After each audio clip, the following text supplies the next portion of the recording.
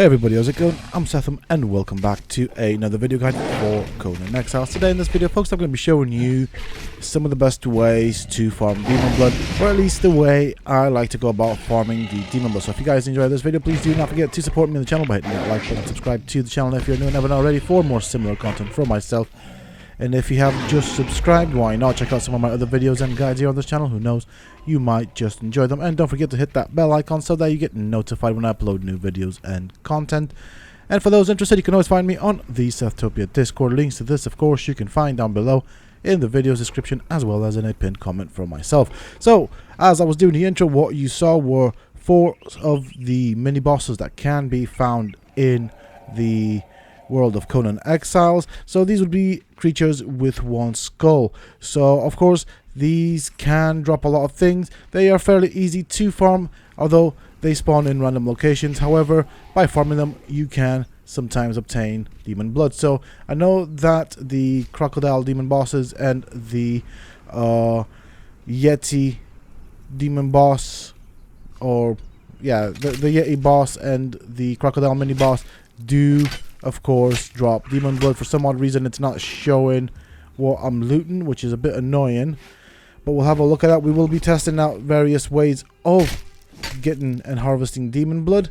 Obviously the rock nose mini boss doesn't drop anything but crystals, gold and stuff like that, so we'll just kill them off one at a time and we'll have a look at what we got from them.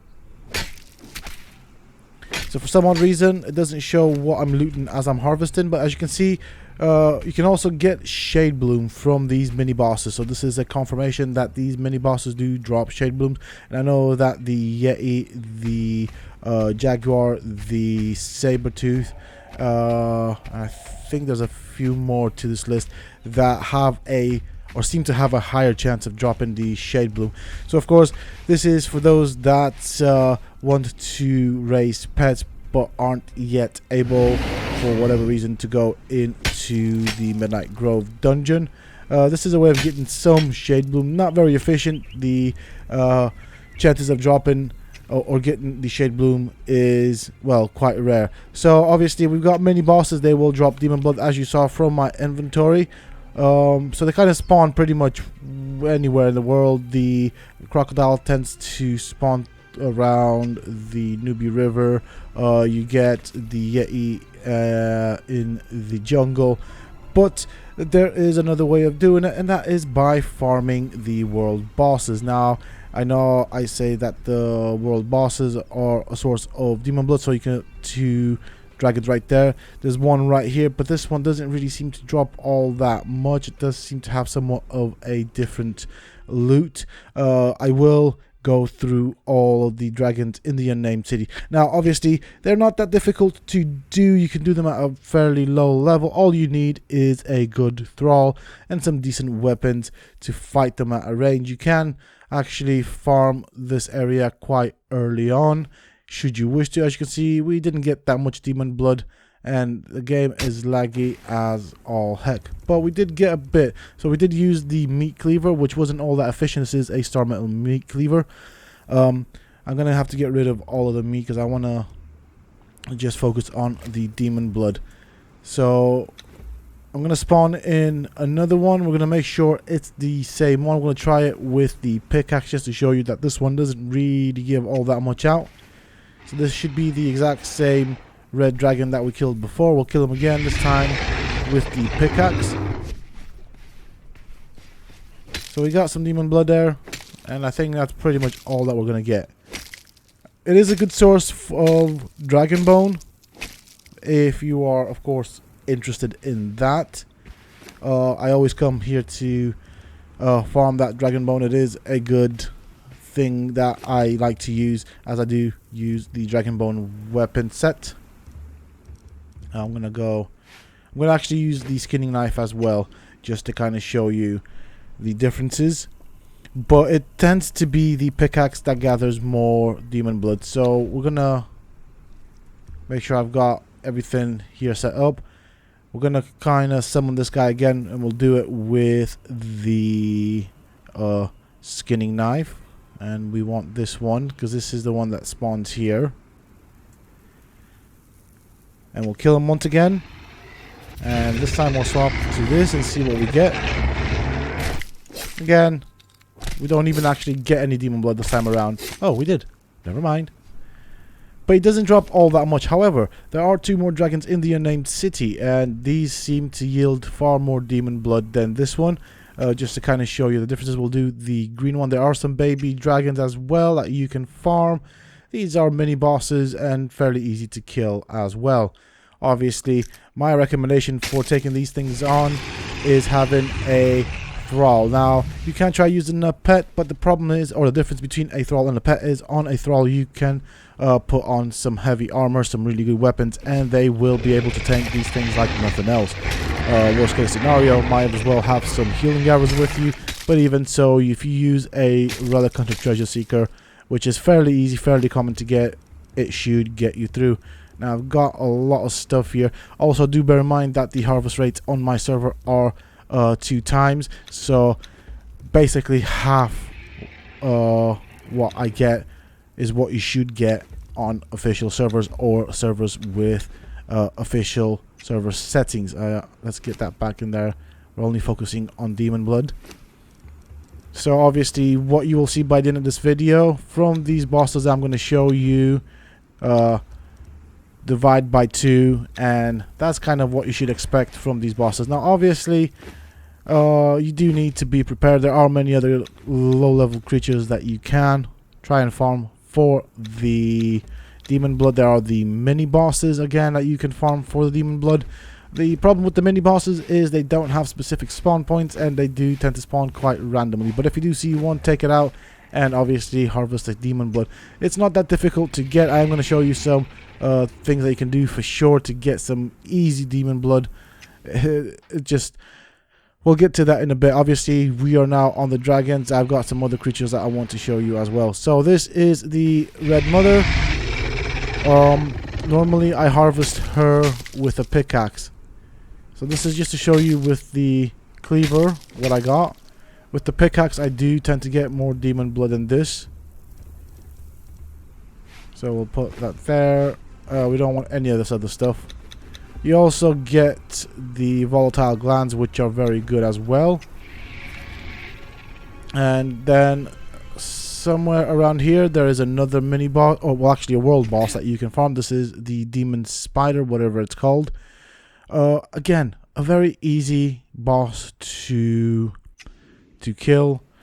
You can do this at a very low level. I do have a guide for it. It is ridiculously easy. You can use a trap. You don't even need a thrall. It doesn't cost that much. So as you can see, I'm still using the cleaver. I'm not getting all that much, but I am still getting some demon blood. But you can also get the skeleton key, and there's a chest next to it. You can only open the chest at level 60, but it is worth getting. It is gonna help you in the long run. I'm thinking of throwing the Icar away, but never mind, we'll just keep that for now. Another easy boss to do is the giant spider.